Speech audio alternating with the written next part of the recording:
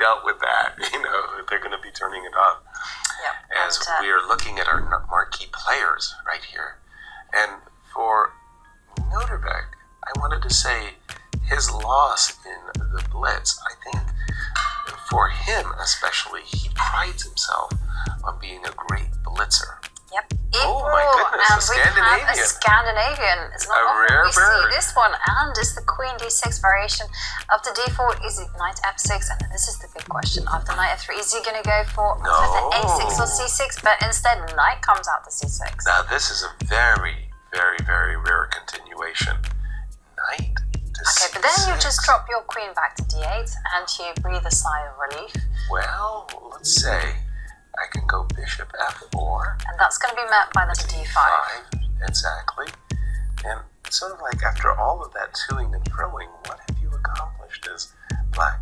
So Bishop F4, Knight D5, Queen to D2. I presume you want to play A6? Nope, you didn't do it. Bishop E2. Well, you've accomplished one thing. The whole goal of a Scandinavian is that you want white to put the knight on C3. Okay. Just so that you're not able to go C3, and ultimately you want to make this dark squared bishop on C1 bad. So in an ideal world, you'll take away the G5 square, the F4 square as well, and this is also a very key point which I've forgotten about. You want your light squared bishop out to G4. Bishop to G4. Magnus is taking a very wait-and-see approach. His idea is that his knight on C3 has now maneuvered itself towards the E5 square. So he's going to play C2, C3. You mentioned that the knight on C3 may be in the way of the C pawn, or simply to play knight E5. I personally find these positions attractive for white. I don't like them because I think this pawn on D4 versus the pawn on E6 with the knight sitting on C6 is not nice.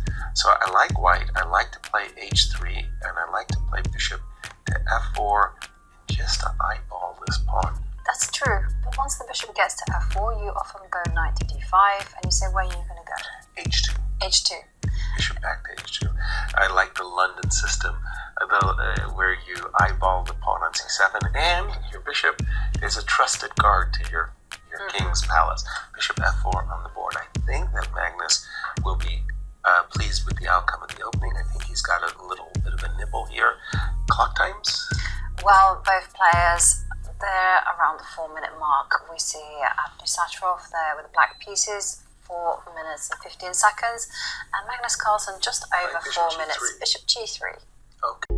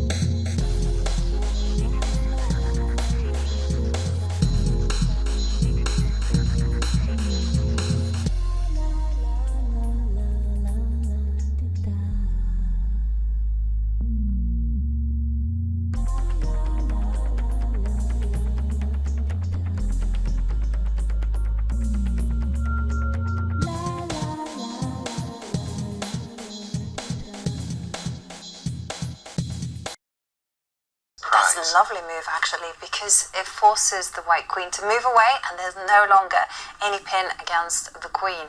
So queen Queen c4. c4. There's a pin against the rook, and I'm threatening knight d7 wins. Right, but you got moves like knight d6, rook c7. Rook c7, queen b5. Not a fan of knight f5. We'll see if it hurts.